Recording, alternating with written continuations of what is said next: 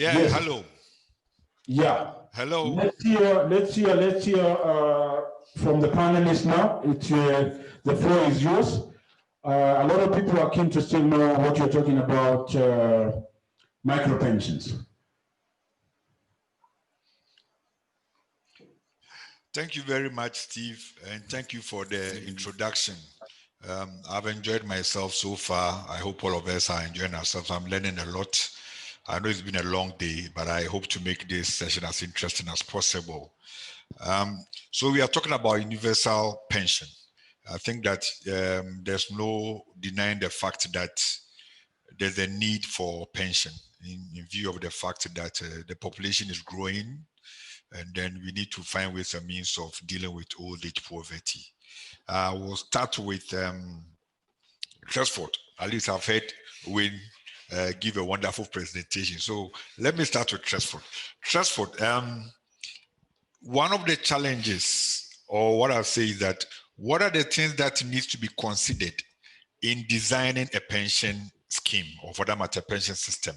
I'm asking this because even though we all seem to talk about the informal sector, they may have similar characteristics.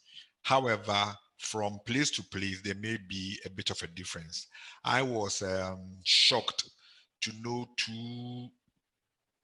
just about 3 weeks ago that, for example, Nigeria, the mobile money is not as prominent and pronounced as in Ghana or East Africa. So in places like this, what are the things to consider when you are looking to design a pension system? Let me quickly add that in order to save time, Tresford, when you are done, Wayne, please, I'll indulge you to add your views to it. Thank you very much, Kofi. As indicated in the morning, my name is Tresford Chiavula. I'm the acting registrar and CEO of the Pensions and Insurance Authority in Zambia. So, speaking to your question, Kofi, let me just give a brief background about the country. Zambia is a relatively small country. We have a population of about 17 million. We have the total labor force in the range of about 4 million. In terms of the pension coverage, only 854,000 out of the population of 17 million are covered. And obviously, when you look at the coverage, mainly for the formal sector, only 10% of the Zambian population is covered. This, therefore, obviously then does pose some challenges in terms of how we are going to provide for the other members that are not covered by the formal social security systems. You may wish to learn that the poverty levels in Zambia are quite high, and therefore there is need for the policymakers to come up with pronouncements in terms of how they are going to extend coverage to the uncovered population.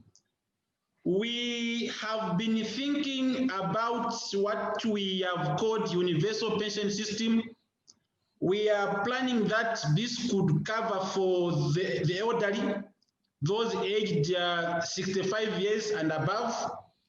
We are also thinking that we could finance the benefits for this group and from the Central Treasury. We don't think there will be need for means testing. By means testing, I mean where the recipients have to prove that they don't have the means to sustain themselves. We are in the process of designing the benefits for this group. However, in the interim, we have what we have called social cash transfers. These are monies which are paid to the vulnerable groups in the society. We are talking about the aged, the widows, the orphans, and the disabled. At the moment, we started with a pilot where the pilot was done in 3 districts, but I'm glad to report that this has just been extended to all the districts. and the recipients are getting about the equivalent of $15 per month. Obviously, when you look at the Zambian population, we have quite a lot of people in the brackets that we are covered, and therefore the amounts to be paid are getting bigger and bigger every other month. Obviously, now from this, it poses some challenges in terms of the viability of this system. So there are some two schools of thought. Obviously, when we started, we were giving about $5. Then there were issues of adequacy. Is $5 enough to each of these members every month? Obviously, the answer is no. But again, we were saying if we increase this to what is adequate, would the Central Treasury then be, would it be able to sustain these benefits? And again, the answer is no. So we are caught up in some kind of between a rock and a hard ground, because as you would be aware, it is meaningless to provide these benefits which are not adequate, because then despite those interventions, you still drive the uncovered population into destitution, and therefore you dilute the impact of this. We have engaged the World Bank to see if they could share with us the success stories for other countries. So basically, they are doing some kind of a survey, some kind of a desktop analysis, so that then they inform us maybe through a policy which will then be presented to government.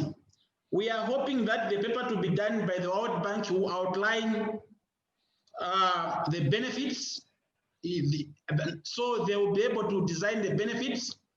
So we'll have the benefit structure, and then they'll also be able to do some projections in terms of the impact on the Central Treasury. As we are aware, Zambia, like any other country in Africa, the Central Treasury is never enough. Normally, governments have a lot of competing priorities.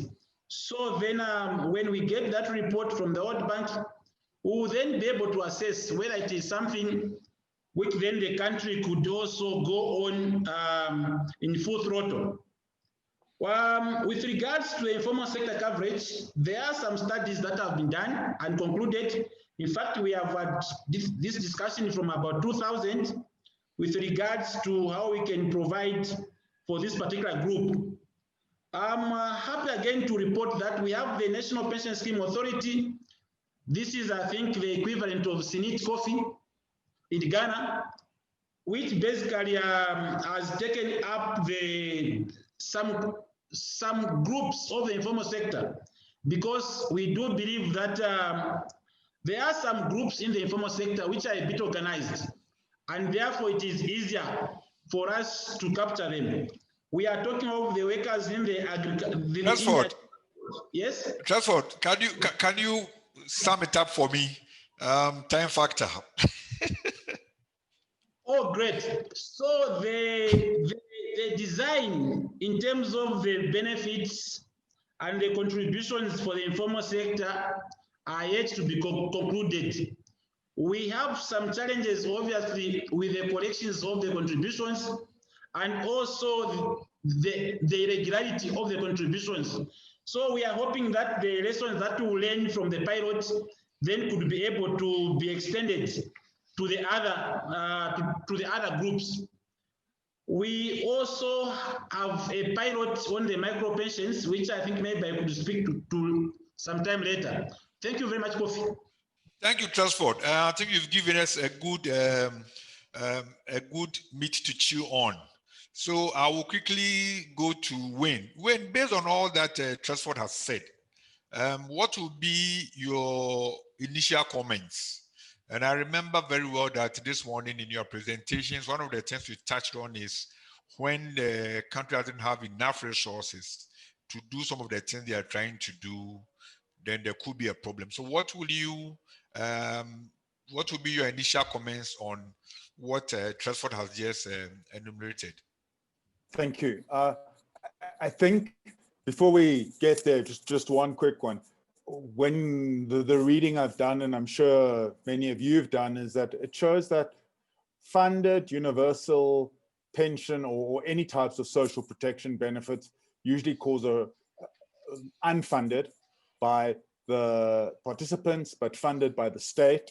I actually meant contributory systems make it very difficult. And I think Tresford's touched on that. You know, it's a collection of how do you fund this? And if one of the funding mechanisms is a contribution, how difficult is it to implement that? So my first reaction is, when social protection is offered, again, budget allowing, it should try and be in a non-contributory system, because I think that's the most effective system. I'm not saying it's the most sustainable, but that globally that seems to be the answer there.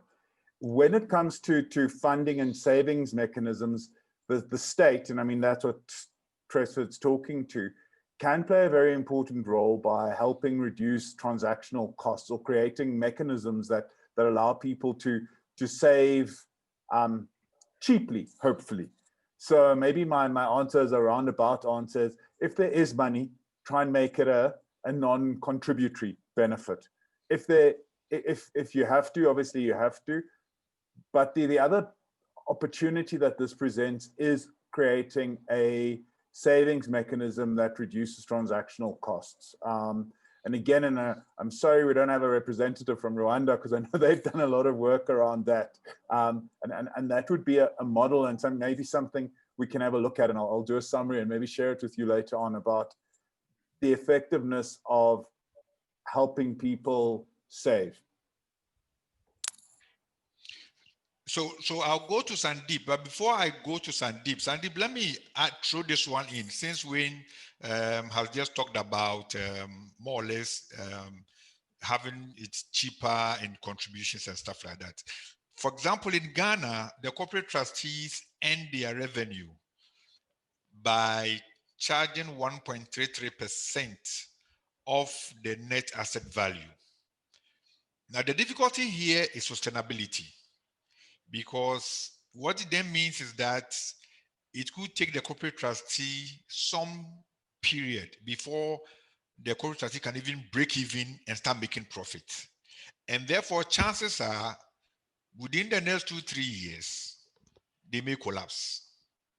So from your angle, what will you say to the issues that Wayne raised and I have added to it in terms of sustaining such schemes, whether be it contributory or non-contributory?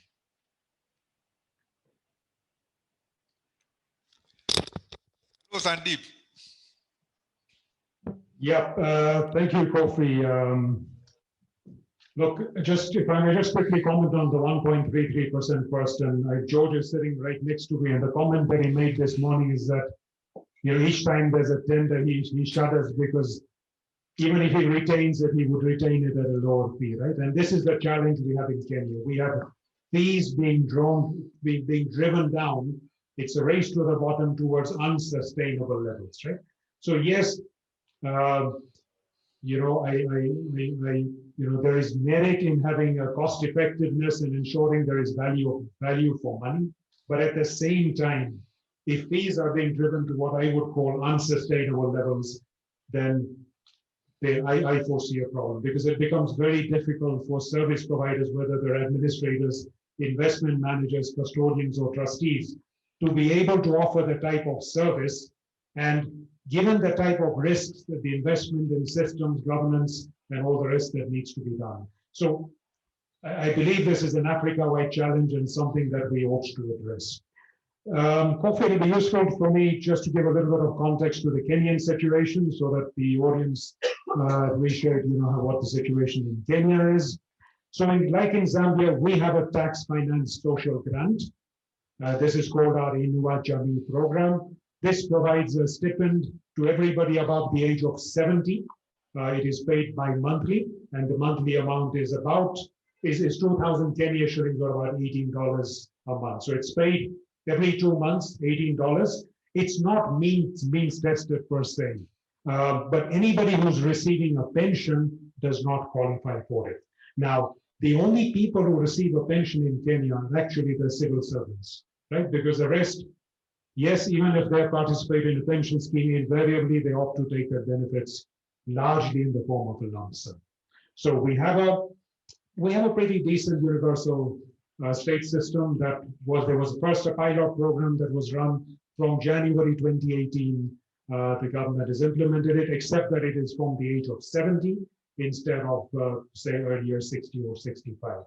Now, the cost currently to the government of Kenya is about 0.4% of GDP. And my understanding is that about 70% of that is financed by the government, the rest is financed by donors. And this also covers people with disabilities and orphaned and vulnerable children. The other thing that we also have is that the government provides that anybody above the age of 70 also is able to participate in the National Hospital Insurance Fund. Right? So the government pays the premium or the contribution that is needed for our health insurance fund. So this again is helping, although there is a lot of discomfort about the level of care and provision that is currently being made. Just in terms of the Kenyan population, the working population, we are about 19 million Kenyans working out of a population of 48 million. Only 2.6 million of these are in the formal sector. And I would argue that the number of people who are covered in occupational schemes is about 500,000. The number covered under the public service, the government scheme is about another 500,000. So even in the formal sector, when you look at benefit adequacy point of view, the coverage is very, very low. And so we have a huge gap in pensions coverage. More than 17 million Kenyans are not saving at all for their future retirement. Now, this brings me on to the crux of the discussion we're having today, Kofi, because we're talking about universal pensions, and I think this is a discussion that is very topical. I'm really glad that we are discussing it. I believe Wayne showed us this morning that in almost every country in Africa that he studied, the coverage is only 10%. Right? Pensions cover only 10% of the population. Now, this is a function of only 10% of our working population being in the formal sector. If I look at Kenya, 85% of our jobs are in the informal sector, and more than 80% of jobs are being created in the informal sector. And I would say that an informal sector worker has as much of a need to provide or be protected against the loss of income, their income earning capacity when they're no longer able to work in old age, just as much as their salaried counterparts in the formal sector. And if I look at it, I think it was the lady Kay just before us who said she wants to stay to 100 years, right? I certainly intend to live to 100 years, and I believe everybody in this room should be thinking about the same. But yeah, so we're seeing an increase in life expectancy. We're seeing a breakdown in the traditional family, the joint family households. And when you've got a significant portion of the population excluded, I see in the next 15 to 20 years, yes, we are still a young population, but in the next 20 years, poverty amongst the future elderly will be the dominant cause of poverty in Africa. And I would say, look, inaction is not an affordable policy option. We have two extreme choices. One is a universal state pension. The other is what you talked about this morning, Kofi, where you encourage a comprehensive contributory provision even amongst the informal sector. And I believe that the answer is somewhere in between. You need a mix of solutions. So I believe there is room and there is a need for a state-financed social grant. The challenge is, will it be sustainable? I believe we're a young population now, so perhaps the numbers are not showing, but we saw the figures from Mauritius. 3.2% of GDP being taken up in old age pensions. So it's something that we have to be careful about. And therefore, I feel that looking at micro pensions, some of the things that you are doing in Ghana and perhaps in other parts of Africa as well, including in Kenya, are very worthy of looking at further.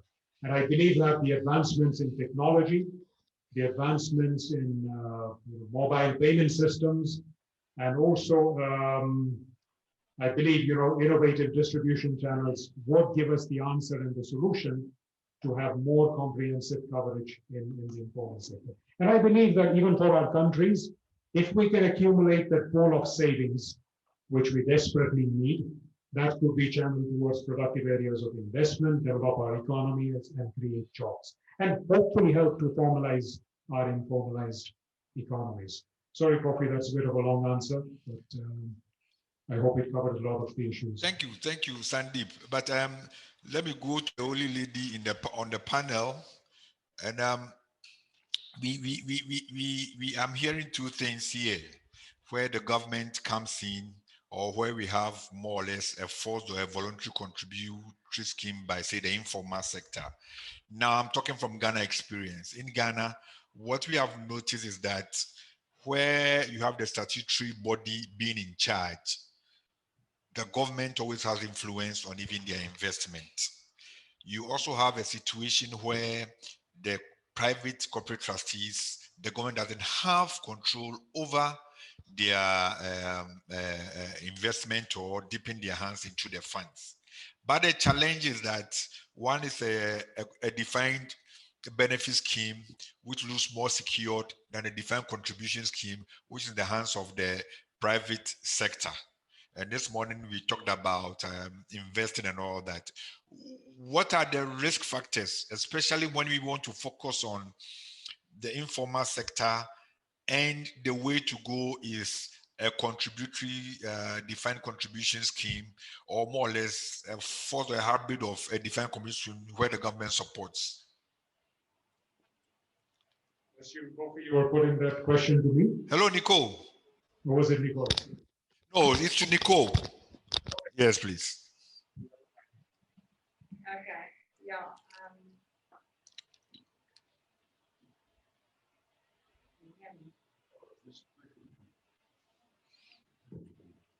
Okay, thanks.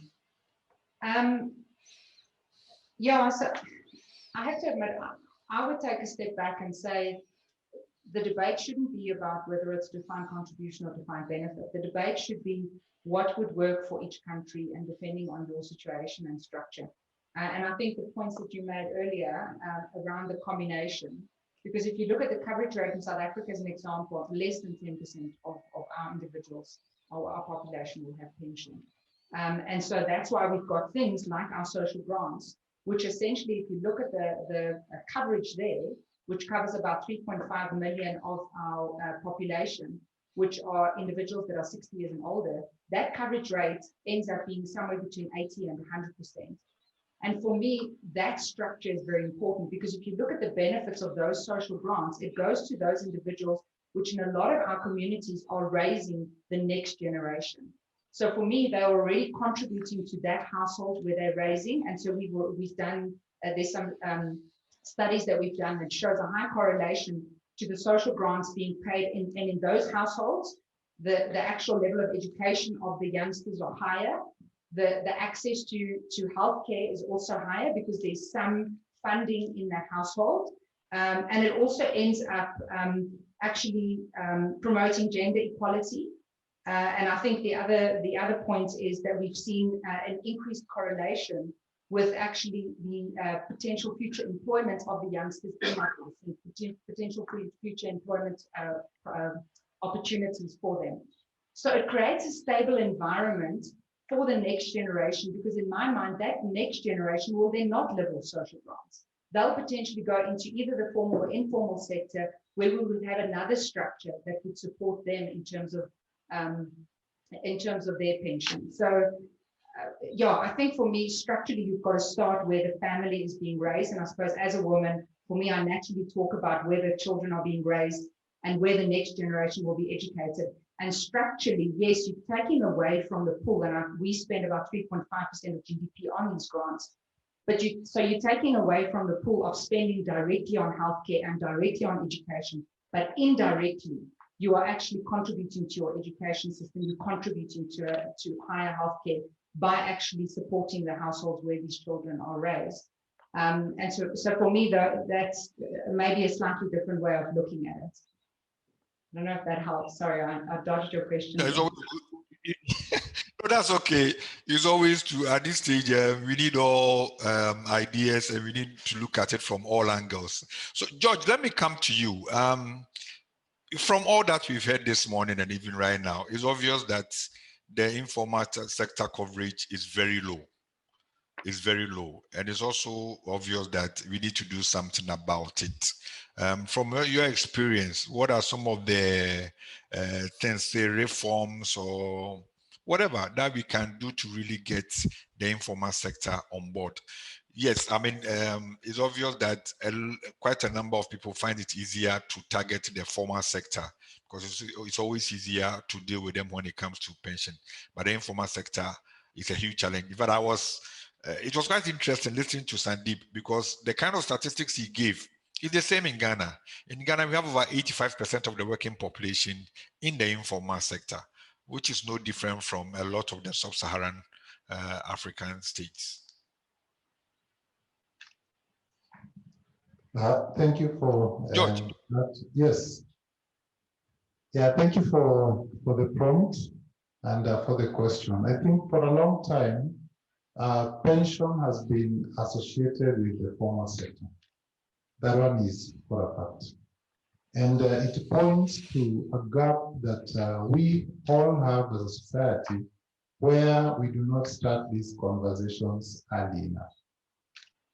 We could start these conversations early enough so that as one grows up, either branches into formal employment or informal businesses or economic activities, they already have embraced the need to save for their retirement, then it doesn't matter because we have solutions that will still accommodate and onboard them, even if they are not within the formal sector. And then the other challenge that I also see is that we have also packaged pension as the cure towards a certain fear. And the fear here is old age poverty.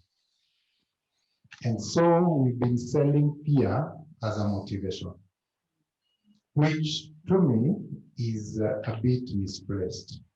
If you look at, for example, the young generation, the millennials, they lean more on what we call affiliation motivation.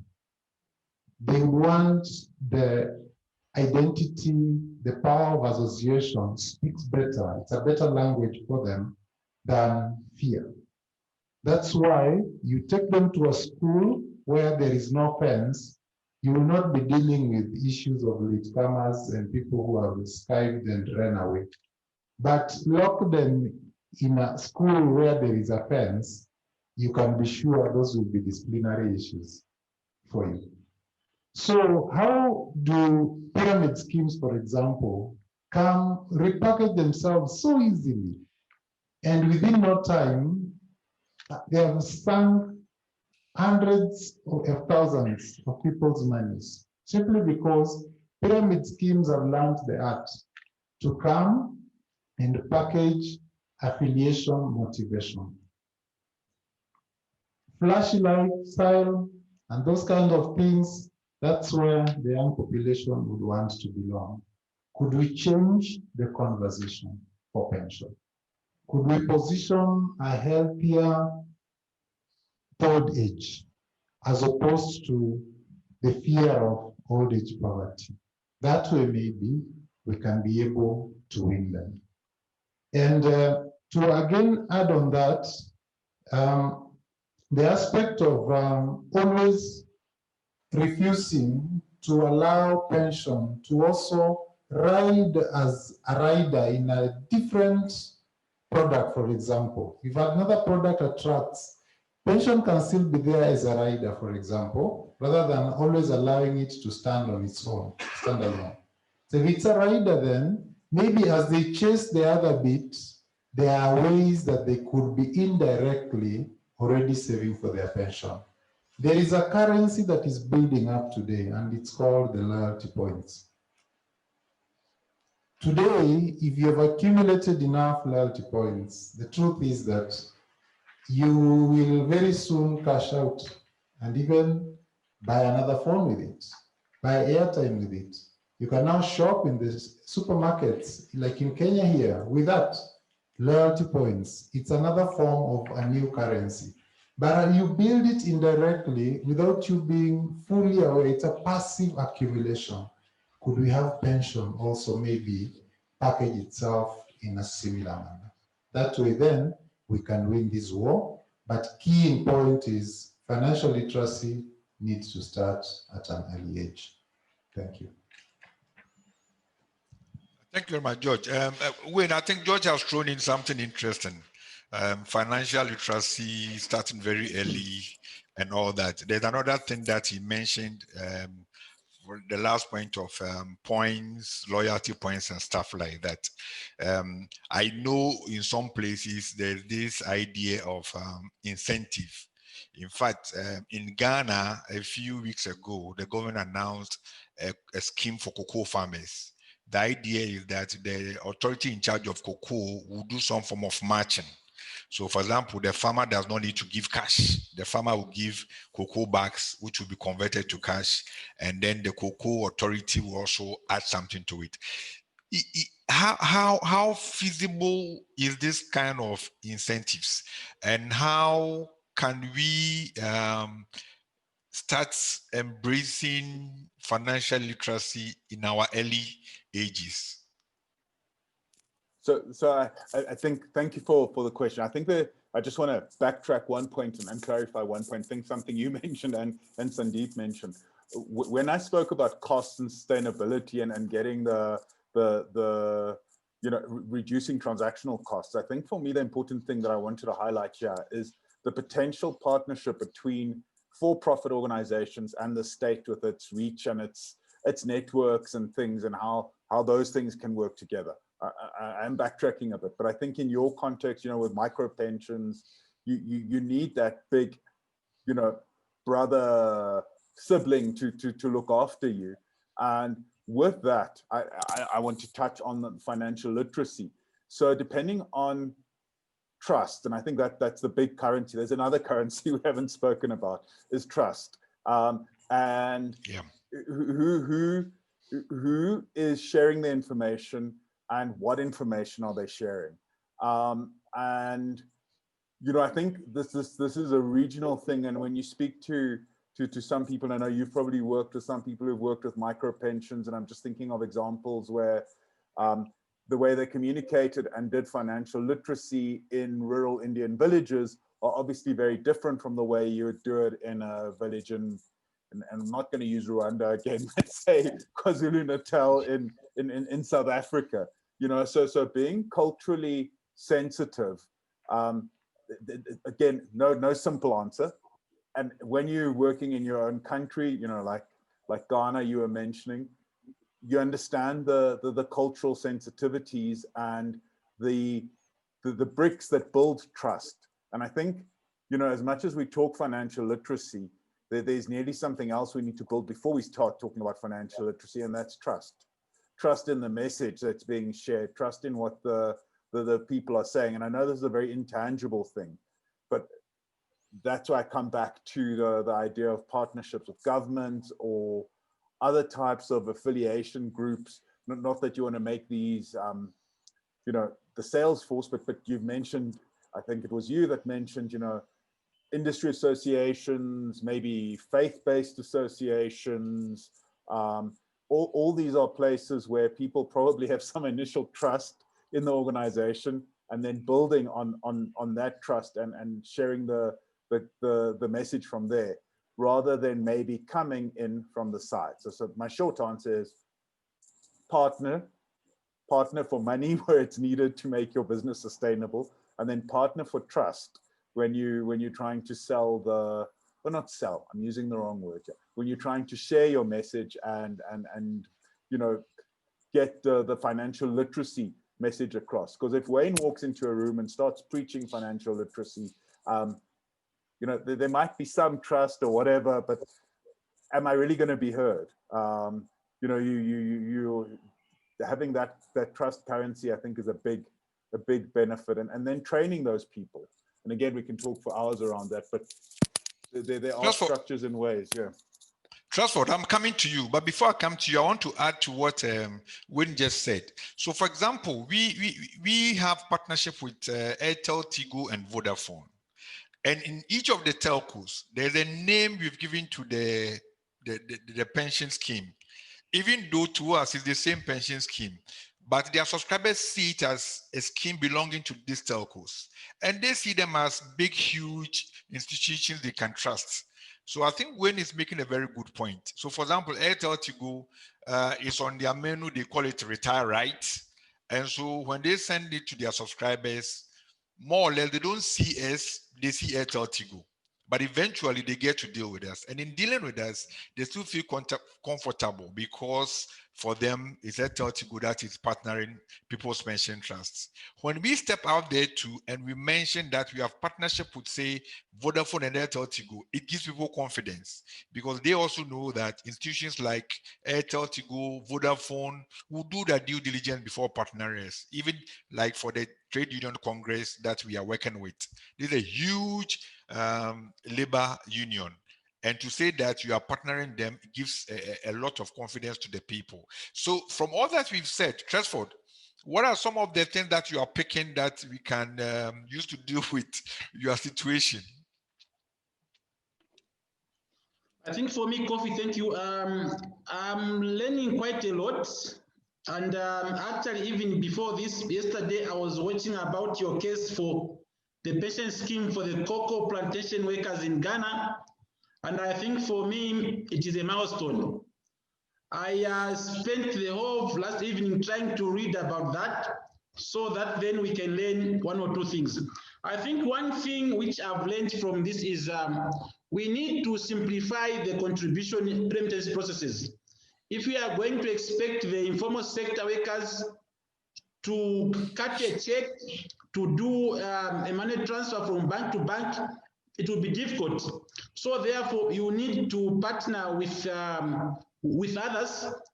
And I think maybe I'm talking of the mobile money agents, so that from the comfort of their phones, people are able to make the remittances to the pension schemes. And also the traditional conventional paperwork involved. We need to reduce on the amount of papers that we expect the contributing members to complete. I think for Zambia, we have a tendency of overloading the members with a lot of requirements. I think for me, that in itself is a deterrent. I would rather we simplify the process. We get their details even from the mobile phone agents. Since in Zambia now, there is a requirement that if we are going to have a mobile number, then the KYC becomes very key. The mobile service provider then would have to get your details as they appear on your national registration card. So that being the case, why reinvent the wheel?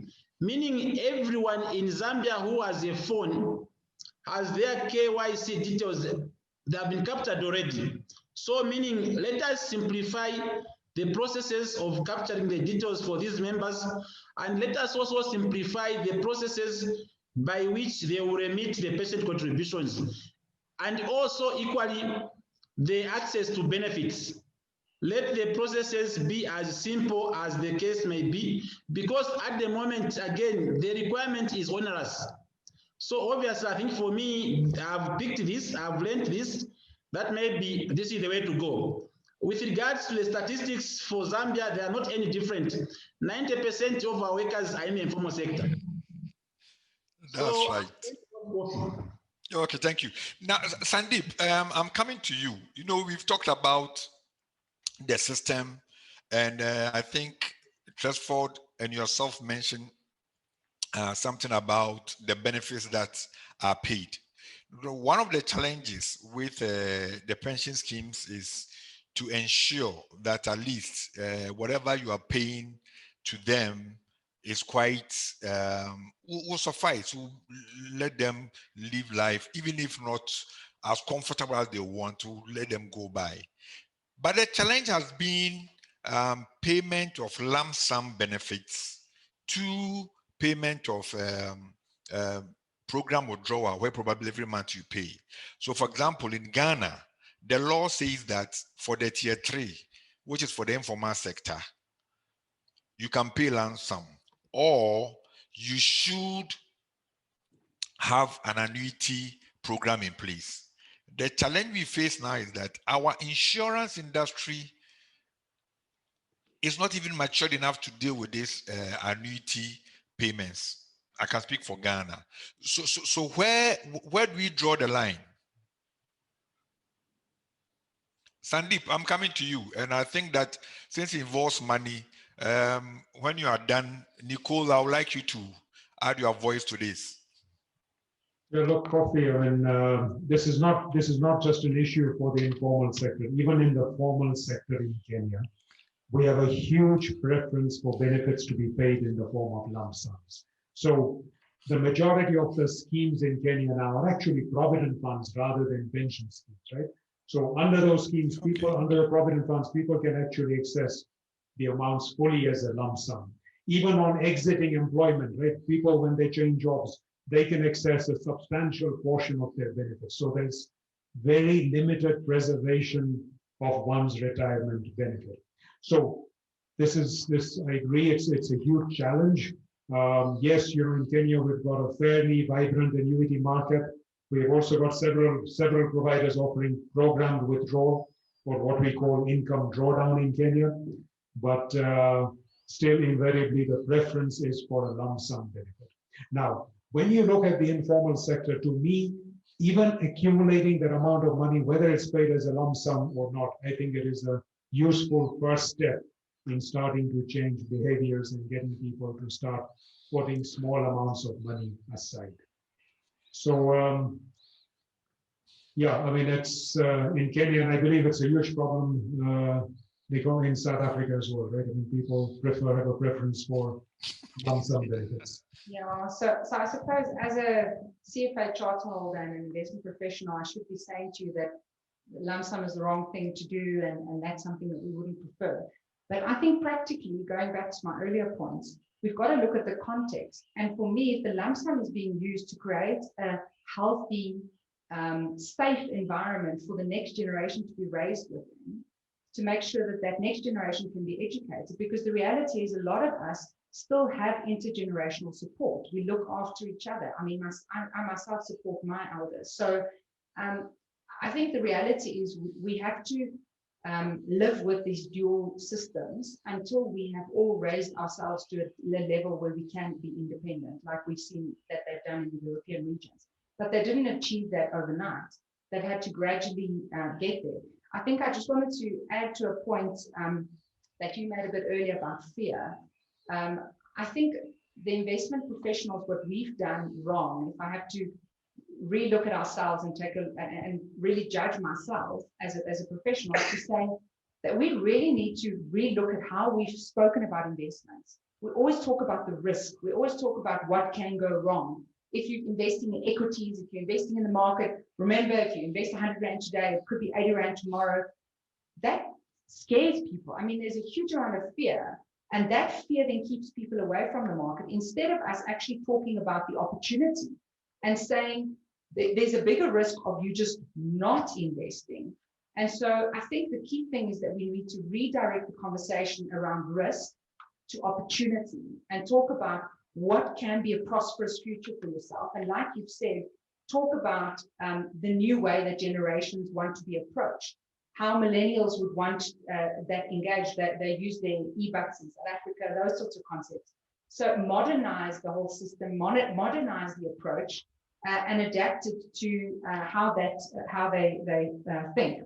So I run some investment clubs in my private capacity, and some of my friends are on Stockfells as well. And the interesting thing having those conversations is exactly that, the fear that my friends have, because they don't have investment qualifications. And they sit there and they say to me, but you're telling me I must go into the stock market, and you're telling me I must save my money, but I'd rather just put it in a fixed deposit, because then at least I know it's all going to be there when I go there, or I'll put it in a cash account because I know it'll all be there. And I think that conversation of the psychology and the fear behind that, which I think the previous speaker spoke to as well, for me is the whole context and conversation that we need to change as an industry. And I think the last thing that I'd like to just add is I really think we need to challenge ourselves to bring more diversity to the table. When I joined the JSE Pension Fund, I was obviously the youngest, I'm a millennial, and I was the only female around the table. So for me, it's about diversity, not just gender, racial, background, qualifications, etc. And for me, it's just important to bring in new thinking so that we can challenge the way the current system works and we can leverage off each other's examples. I think there's been some great examples mentioned today.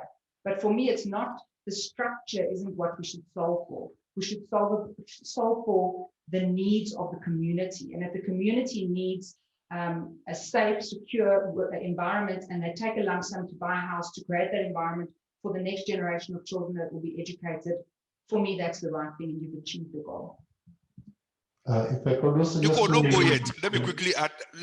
Just a minute, George. Just a minute. Let me add this to Nicole. Nicole, I agree with you about looking at the community, but I recently read an article talking about the next billion, how to ensure they have a future. And one of the things that they talked about affecting this is urbanization. Now, I'm taking Ghana as example. Urbanization has eroded all these things you're talking about. The communalism, the community, where previously communities used to care for each other. There is this family bonding. Now, if you come to Accra, there are gated communities where people don't know each other. In fact, a friend told me a story that he lives in a gated community. Anytime he's going to work, he drives his car out, he meets people going for a walk, and they wave him. He goes on leave and decides to park his car and also go for a walk. And the same people that were waving him didn't mind him. He didn't understand. His realization then was that, look, the people know my car, they don't even know me. And so that has also been a challenge in our part of the world, where urbanization and modernization is dealing with what you're talking about. How do we deal with this? I hear you. And George, you take that one up, because George, I like your ideas. You try to be a bit radical in your way of thinking. So when Nicole finishes, George, you add to it. Sure. I work for, I do in my private time, I do a lot of work for charities, and I work with, it's called Girl Ignite. We support girls that are still in high school from, I'm still old school, standard 6 till just before matric. And they outside in a informal settlement in South Africa, Diepsloot, many of you might be aware of it. And so I hear you, there's urbanization. But you're talking about the 10% of the economy, the top 10% that's now moved into these gated communities. Most of our population doesn't live in those types of settlements. I suppose South Africa, we've got one of the highest Gini coefficients in the world. So I'm talking about what I'm seeing on the street practically happening to those girls. They're being raised by their grannies, who potentially doesn't have the right financial support or healthy environment to raise them in. And so I'm arguing rather give her the lump sum to make sure that she's got the right environment for those children, because their mothers are out at work and they're not at home. So I hear you, and I think we have this parallel challenge in Africa, and I suppose in the rest of the world, but we specifically have it here because we have such deep social inequalities and such big gaps between our different societies. So I think we should talk to the broader society, the other 90%, and not just talk about ourselves. Thank you. So George, I want you to add to this. And then George, after that, what I want you to talk about is this idea. You know, one of the things, for example, we do at People's Pension Trust is that we have a program we call Pension Clinic.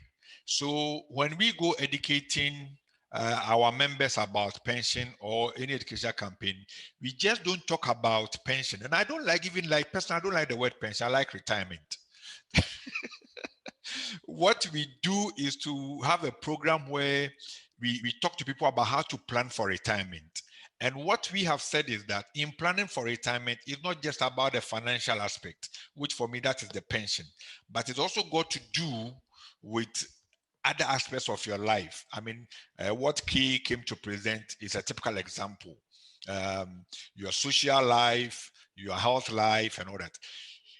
How do we bring all these conversation together?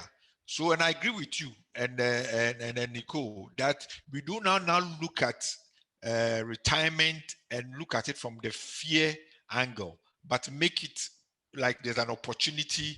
It is something to look forward to. Yeah, thank you for that. And I align with you on the fact that we should not focus so much on pension. It's a bit limiting. Let's have retirement conversations. And the other truth of the day is that retirement conversations will never be held in isolation. It has to be within context. And in as much as we sitting on this side may demonize those who take lump sums and the like, it's because we also rarely follow through to see the few success cases of those who actually go and do the good thing, but not the right thing. And allow me to explain that. Pension savings accumulated over all those years may now be that attractive lump sum of millions. But looking back, this is a consolidation of a very small percentage of one's earnings. 5%, 6, 7, 8, or 10. But now at that age, this is the only big check this person can see left, right, and center. And they want to now revolve their lives around it. It means we never engage them early enough, because while you are doing 5% into the scheme, it is safe, we can show you what 5% did. What did you do with 95%? Which we never had a conversation around. That's why these conversations need to start early. Financial literacy needs to start early in a holistic manner that then ropes in everything around protection, planning lives, growing, and also protecting. So that one is very, very key. The other thing I'd want to point at is the earlier presenter, I think she was called Kay. Yeah, Kay mentioned something that sounded almost funny, but it is very, very key. That was it Europe where they appointed a minister for loneliness? Something like that. Yes. Yes. Where I was seated, I know I chuckled in laughter a bit, but then reality sank on me. And I said, with these retirement conversations, this is actually what many people in old age suffer. Loneliness. Children have grown out of the nest. The society sees you as a burden. You have regrets that you never saved enough. Your medical needs always go over the roof. The people you grew up knowing and aligning to as friends are also not close, because our convergence point was the city. But when we retired, Sandeep went left, I went west, the other person went east, and we are no longer in touch. Loneliness and despair is what awaits them. Maybe it's because we also don't give options.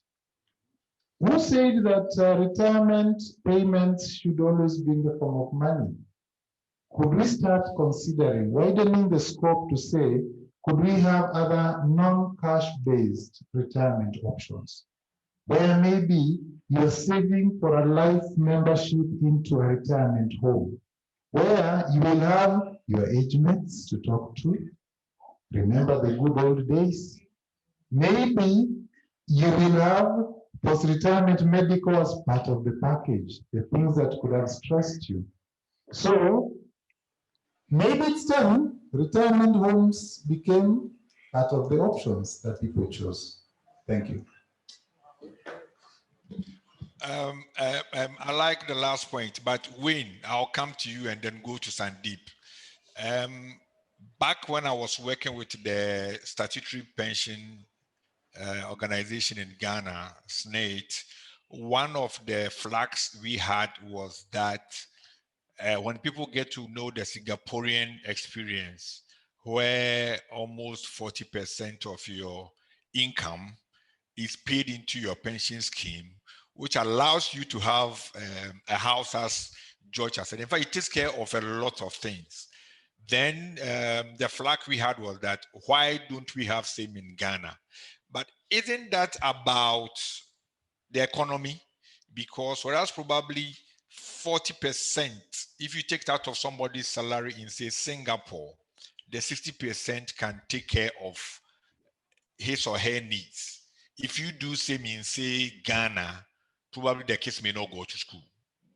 What do you have to say to that? Because he mentioned something like that, but I think that we need to look at it. Look, I absolutely agree with your summary there, that it is dependent on income and what people can do. Because I mean, someone who's surviving on a subsistence income or a subsistence farm surely can't give away any of their income. And I think that's what we spoke about earlier as well. And again, you know, I made very vague references, and what George mentioned now for me is really important. You know, what forms of security or services or benefits can we provide in communities that doesn't necessarily have a direct link with a pension fund? And I mean, I'm talking myself out of business here, but you know, like finding a solution for. You're not alone. You know, I'm with you. Don't worry. You're going to look for something else to do. You know, finding a solution to this problem. And I think the reality is that in many ways, you know, we frame the solution as an income in retirement, and you know, we see that as the sort of, you know, what's the expression? You know, the silver bullet that will solve all our, you know, kill the problem. But I think again, it really calls on innovation. And, you know, I'm looking, and I mean, I'm saying this a bit tongue in cheek, but, you know, I'm looking to our friends in Kenya who are very innovative and clever and come up, not that they're the only people, but I mean, you know, there's a lot of things and places where exciting alternatives can be developed. And I think that is really something we need to look at. So the short answer for me is no, I don't think we can take 40% of anybody's income in anywhere, but maybe the solutions that are found with that 40%, if we look at what they're doing, providing housing, schooling, I can't remember exactly what all the benefits are, but I mean, they're substantial.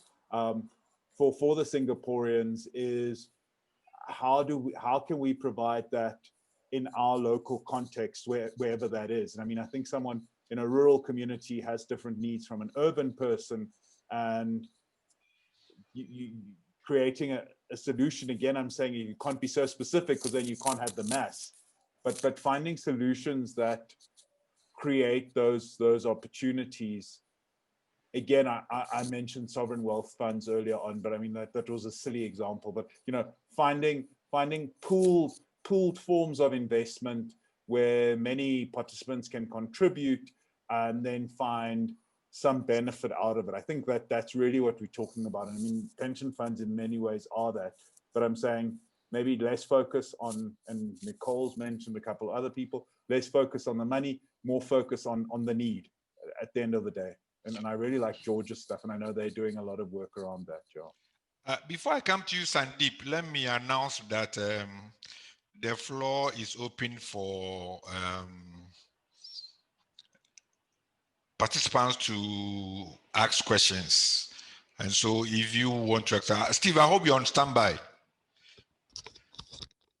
Hello, Steve. Hello, Steve. Yes, I'm on standby.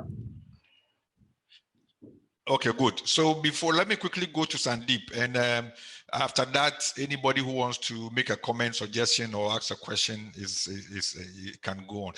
Sandeep, so one thing that I'm trying to draw from the experience from Ghana. So, for example, in Ghana, the Tier 1, which is being managed by the statutory body, the 13.5% of your gross salary that goes to them, 2.5% is then sent to the National Health Insurance Authority. And so by being a member of the scheme, automatically you have a health insurance policy. Okay. Now, the difficulty here is that because for the formal sector workers, this thing is deducted. And of course, you know on a monthly basis how much is coming in. It's easier for them. What do you do to the informal sector when the person cannot make regular payments? His payments could fluctuate. How do we get some of these riders for the informal sector? So and this is in what to add to what George was trying to come up with. Yeah, so Kofi, I'd shared the experience in Kenya that our national health insurance fund has an option for people in the informal sector to make a payment of $5 a month, in return for which they get a fairly decent inpatient cover and a very limited amount of outpatient cover. Right? So this is what we do in Kenya. So there's a statutory deduction to the health fund that is taken off all formal sector employees' payroll, but for the informal sector, they can voluntarily participate by making a monthly payment to the health fund. Right? So this is an example of what is working. Clearly, the challenge is that, is 500 shillings enough to give the type of cover that is on offer, right? And those are things that need to be tested. The other things that we are trying out in Kenya, what are called capitation models, where you have a fixed amount that is paid. You are limited to the healthcare providers that you can use. But in every conversation that we have with, especially with people in the informal sector, they ask us, don't talk to us about pensions, talk to us about medical, right? Because medical is an immediate need, and it's actually, the benefit is actually more tangible. So we find that people are willing to pay for a decent health cover. And the moment you start using the word pension, they don't want to talk about it. And that brings me on to another point, Kofi, which is that, I just feel that the pension systems in Africa are not resonating with our people. People are disconnected, because a lot of the people that I speak to, even in the formal sector, will say, yes, saving for our retirement is important to us, but it's not the most important. It's not our most pressing priority. We have so many other competing needs. And these include having a roof over our head, housing, educating our children, educating even ourselves, emergency savings, getting out of a debt trap. And I feel that if we can redesign our pension systems in Africa so that we accommodate wider savings priorities, we will have a better chance of success, not just in the formal sector, but also people in informal sector workers will be more inclined to participate. And I really feel that we need to think outside the box, challenge tradition, and come up with those homegrown solutions. Because what we've done now is we've just borrowed our pension systems from abroad. So if I look at the SNIT, if I look at the formula for SNIT, it's so complicated. Even the formal sector people will not understand it or appreciate it. Right? So we just feel that the level of appreciation is going to be very low. In Kenya, we have a civil service scheme, which has a 2.5% accrual, very, very generous. But how many people appreciate this is what we are getting, right? Because it's simply not resonating with them. And this is why people are disconnected with the retirement saving. And I agree with George that we need to perhaps change the narrative. And I believe that we can then have a better chance for success. Right? So to me, accommodating wider savings priorities, Kofi, like you, we are really looking at the informal sector, because I feel that if we don't do something about that, whether we like it or not, we are facing a looming crisis. Right? I believe COVID-19 is actually a trailer to a much deeper crisis we will face in the next 15 to 20 years. If we struggle to take care of our people in these few weeks or months, what is going to happen? We will face an infinitely bigger social and fiscal crisis, when these people permanently drop out of the workforce because they're no longer able to work, right? And we must focus our own attention on that, whether it's policymakers or whether it is us as players in the industry. What can we do? And how can we do this collaboratively? And I think there may be cross-cutting lessons to learn across Africa. So we'd love to hear more from you as well. Thank you very much, Sandeep. I'm going to give the last word to Tresford. He gave us a case study. We ran with it. So I'll give the last word to Tresford. That is, Steve, if there are any, if there's anybody who wants to ask a question again, the person is permitted. Otherwise, after Tresford, I'll sum it up and then we bring it to a close. So Tresford, very in 2 minutes. In 2 minutes. Thank you very much, Kofi. What did you say? I think from what I've learned here is the social security systems in Africa need to be enhanced. To me, they don't seem to be robust enough, and they don't seem to provide the actual needs of the people that they cover. If you look at the income replacement ratios for some countries, they are still quite low. But of course, there are some countries which are doing quite fine. And I think for me, we need to redesign the social security systems that we have for Africa. Secondly, we need to extend coverage to the informal sector in whatever form it is, so that we reduce the dependence on the few that are covered by the formal systems. Because if we don't do that, then the 10% ratios that we saw of the coverage for the informal sector will be diluted, because we are talking of the 10% who have to provide for the 90%. So if we design the systems which are robust, that would be good enough. Secondly, we need to look at the viability of the universal pension systems that we're talking about. Because if we don't study that, then they will begin to hit hard on the central treasury, and then that will be the beginning of so many problems. Thank you very much. Thank you very much. Thank you. Thank you very much. Steve, do you have anybody? Yes, I've got a few questions. Okay, great. Good evening, panelists. Please direct your questions to the panelists and leave me out. Yeah, my question, I want Sandeep to be able to link some reforms which have been done during the last budget in Kenya as regards utilization of the pension, that a certain portion of our own pension can be used to acquire property.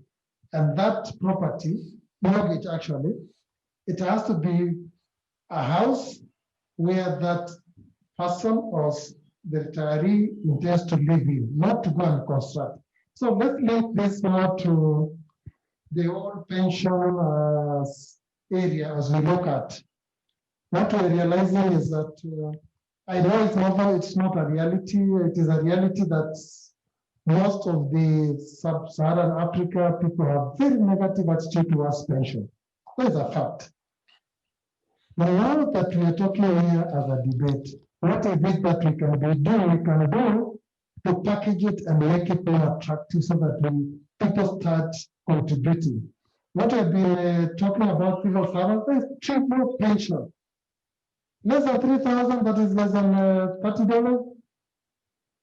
So we have to ask ourselves, what is it that can be done? And that would be the focus.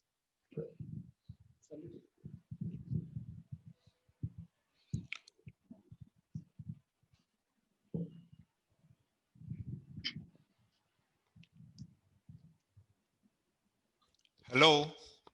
Sandeep, I think it was your question. Okay, sure. Yeah, I mean, I think it's it's a very, very interesting debate that we're having in Kenya, right? So for the benefit of everybody who's joining this, under the Kenyan legislation, our Retirement Benefits Act allowed somebody to assign a portion of their benefits up to 60% of their benefit for a mortgage loan. So the user benefit as a collateral or security. Okay, so now that facility has been there for the last 10 years, but has not really been taken up. And the reason it hasn't been taken up is because mortgage providers have not really adjusted their rates. So the interest rates remain high and mortgage providers have not adjusted them. Right? So because mortgage provider would say, we look at the ability to pay and not the additional security that you're providing in the form of your pension benefit. Now, Kenyans are obviously, and indeed most people in Africa, are desirous of owning their own home. And that's a really good thing. It's a good desire to have your own house. So this year, our legislation was amended to say that you could actually directly access up to 40% of your member account and use that to purchase your own residential home. Right? This has to be a home that you want to stay in. Now, we feel that there needs to be a little bit more control around this legislation, because if all of a sudden you have a big number of people wanting to take it up, it could have an impact on the pension schemes, on the pension system, as well as the wider economy.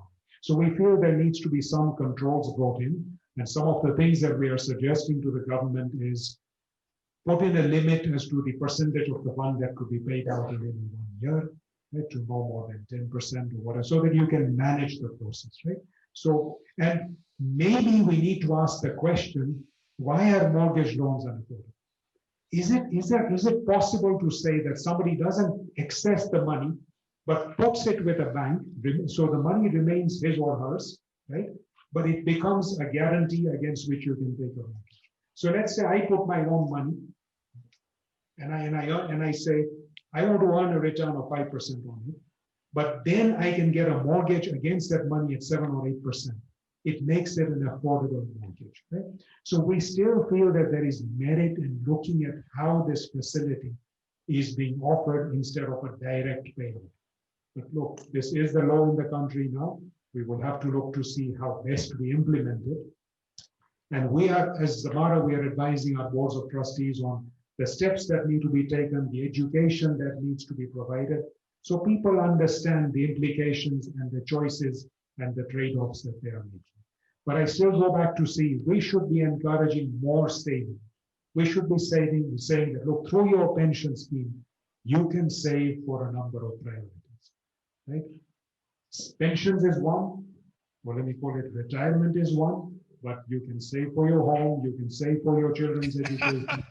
And Kenyans, they love saving for their kids' education. I believe the same is true in many parts of Africa, right? So I feel that yes, we need to innovate. We need to make sure that there are reasonable controls in place, and we need to make sure people understand the implications of the choices that they are making. Does that answer your question? Thank you very much, Sandeep. Steve, any more questions? The comment and specifically related at Facebook. I like the comments that are coming from the Millennial Corner, that is Nico and George. They're talking about how we can repackage the pension scheme so that we don't sell fear. Instead, we make it very attractive to save towards retirement. But my reality is, I do engage with maids, farm workers who refuse to have a contribution towards NAPSA, the National Pension Scheme, which is in Zambia. The reason they are giving is because, one, it is very tedious to claim if you need to do a claim. Two, they are not certain of what the benefit is going to be at the end. So my comment to the PIA is, could we also sensitize the population? For example, I'm coming from a banking background. We have what we call financial literacy, which is hugely supported by the central bank. Could the PIA also do something similar in terms of sensitization so that even people in the informal sector can now start to appreciate what it is that you are going into and the benefit that comes with it. Thank you. Thank you very much.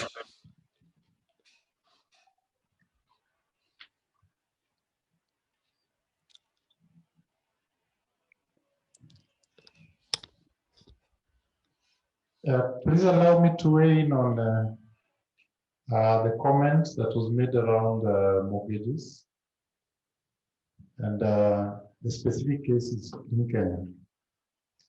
I want to believe that whenever we are discussing anything around policy reforms, we may need to provide for a transition phase.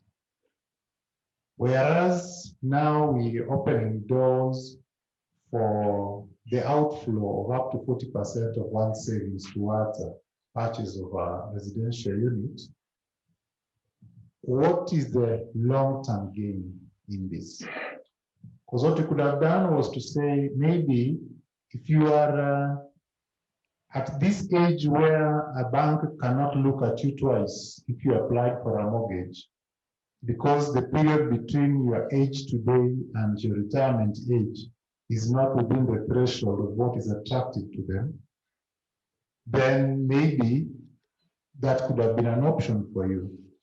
But if you're younger in the scheme, we have a leeway of saying, could we allow you to start saving additional voluntary contributions that will be targeted towards housing?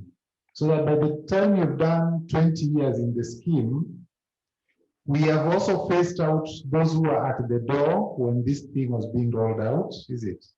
And then we have created a sustainable system all through, so that anyone who then later on joins a pension scheme, you know very well that as this check goes in here, this is for my retirement savings, this one here is for my housing needs in future, and this one here is going for my post-retirement medical. And in Kenya, the approach we took towards the post-retirement medical savings, I want to say was ideal, because we are saying these additional voluntary contributions are clearly marked for this particular purpose. Why can't we expand the space and maybe say housing also can be managed that way, and this is for you to be considered for this arrangement, maybe you need to be this age and below. And then that way we'll have provided a long-term solution, especially for this group of people that I have a heart for, the millennials. Thank you. Thank you very much. We will allow for two more questions. If there are no questions, I will wrap up. Thank you so much for the presentations. I like the issue of harnessing the informal sector, because the thread here was about 85% of the economies or countries are not covered by pensions or retirement plans. So I was thinking, imagine if we harness or we are able to mobilize the informal sector so that we come maybe to 95% of coverage or even 100%. Imagine the downstream effects that will be on the economy in terms of contribution to GDP and so on and so on. So I like the narrative that what was said by my sister there. We said maybe we need to highlight the benefits at the end of the day, so that the informal sector can see really tangible. I was thinking about the funeral insurance companies. Somebody was saying you should not sell risk, but to me they sell risk. But in my country, Zimbabwe, even the informal sector, they contribute a lot to the funeral policies. It's not just for the formally employed, but it cascades across. So such strategies, maybe we need to incorporate them so that we are able to harness them. Thank you, but it's just a comment. We just want to add one point. I think pensions is one of the most difficult parts of behavioral finance. Promoting pensions. Even if you say to somebody who's 25-year-old who's working in formal employment to say, put money aside every month over multiple decades so that you can get a pension, you're probably going to get a disinterested look. Right?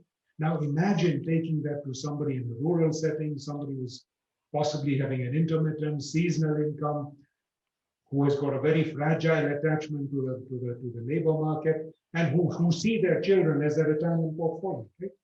And for whom the grim realities of feeding their family, having a home, clothing themselves is much more visible than the prospect of a distant retirement, right, that they might face in poverty. Right?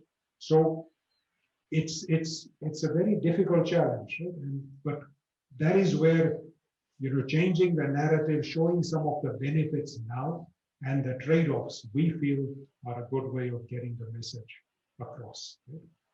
And just going back to our discussion today, right? Universal pensions.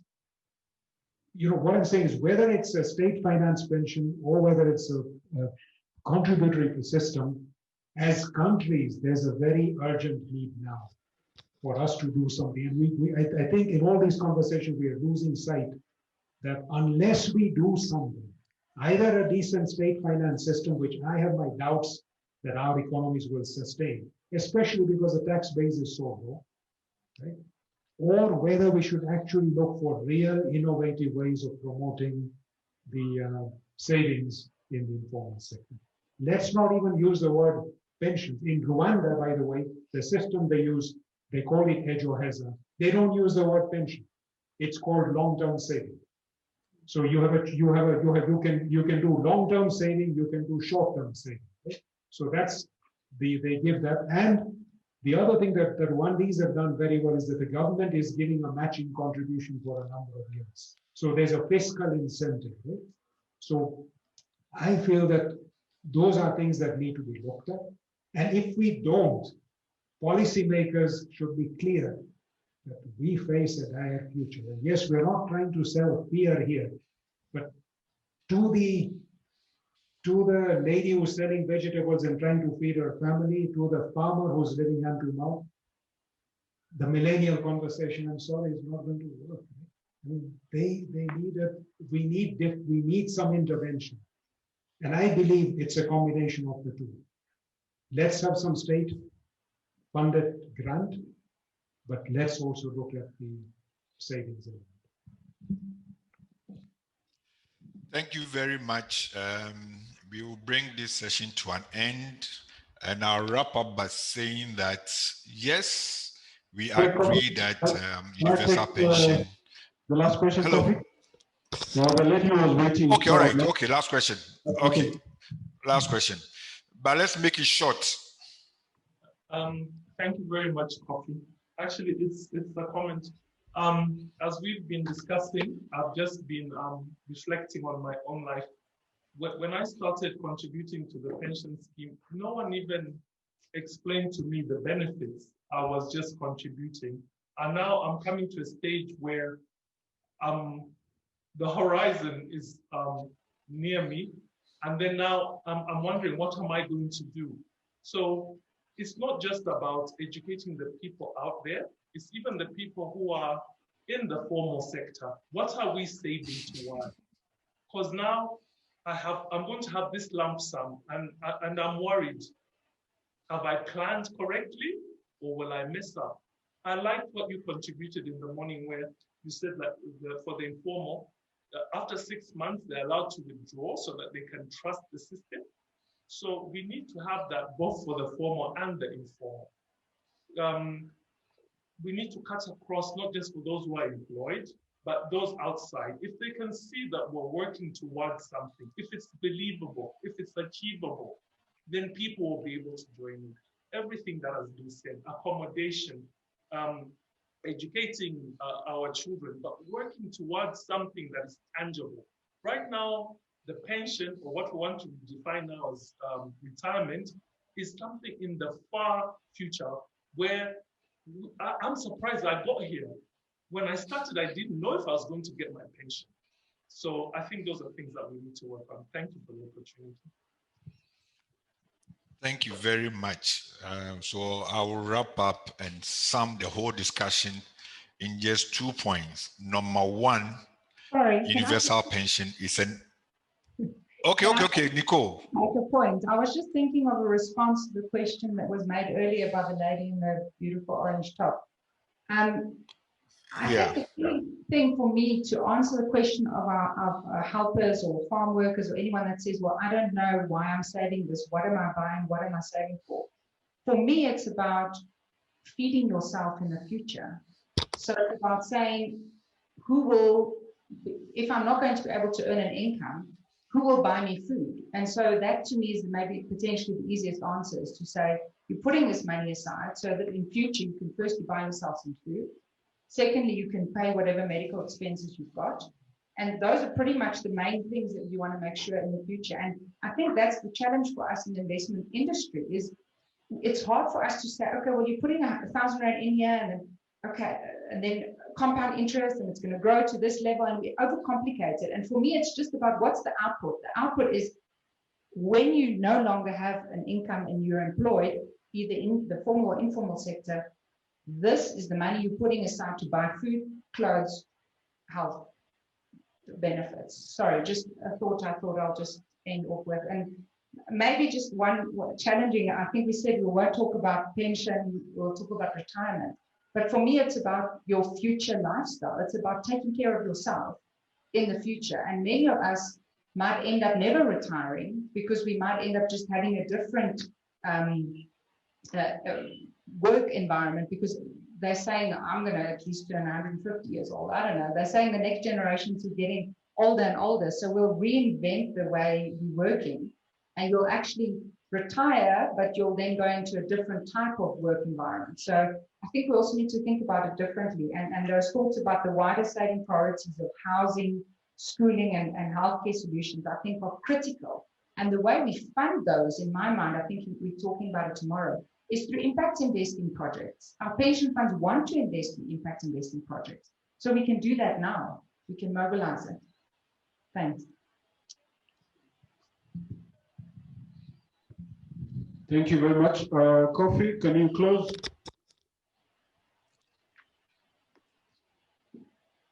Hello? Hello? Yes, you can go ahead and close. Hello, Steve, can you hear me? Yes. Thank you very much. Okay, so thank you very much. It's been a very wonderful session. I've learned a lot, and I will sum it up this way: that yes, number one, universal pension is not a luxury, but a necessity. And it is something that we need all to work at.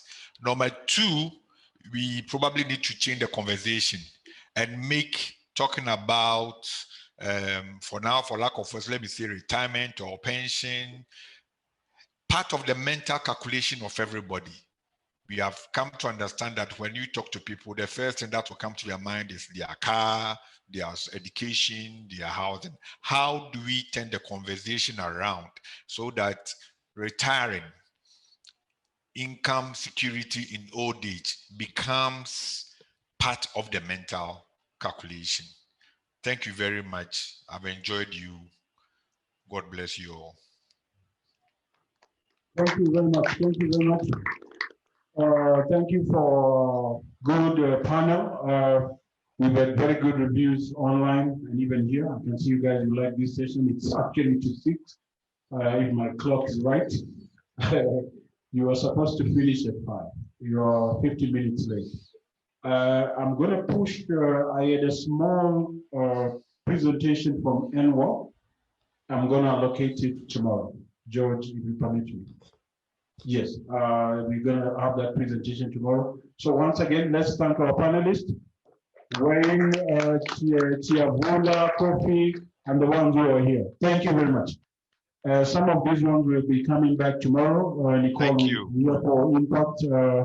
Sandeep will be here to talk to us about infrastructure. So I think it was a good day. I think Sandeep, I think online will be taking over the world, because we felt like these people were here.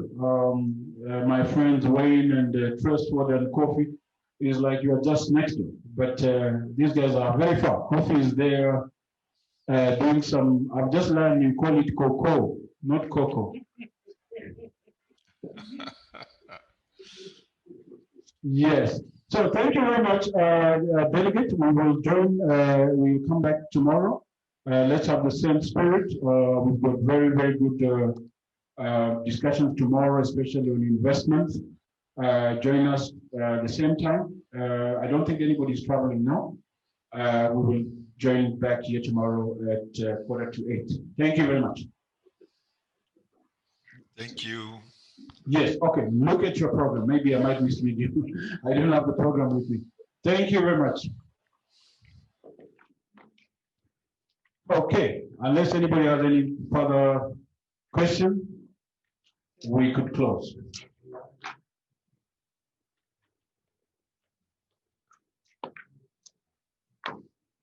Are we good? Okay, I will just remain with these three people here for just a very short session. And if you give me 5 minutes, 5 minutes each.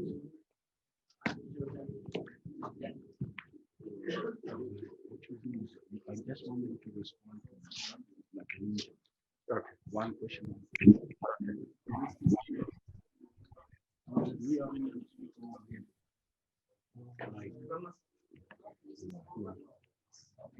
Can you shoot from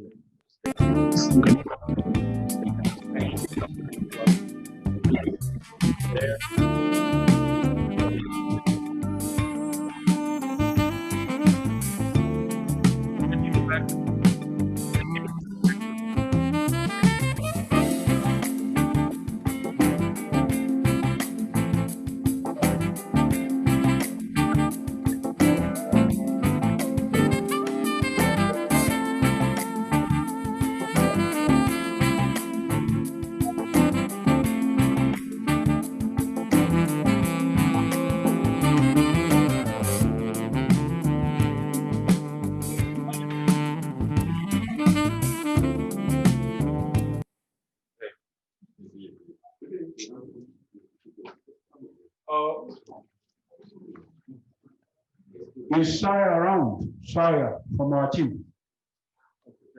I think she was helping the guys who want COVID test. Is she around? Okay. No.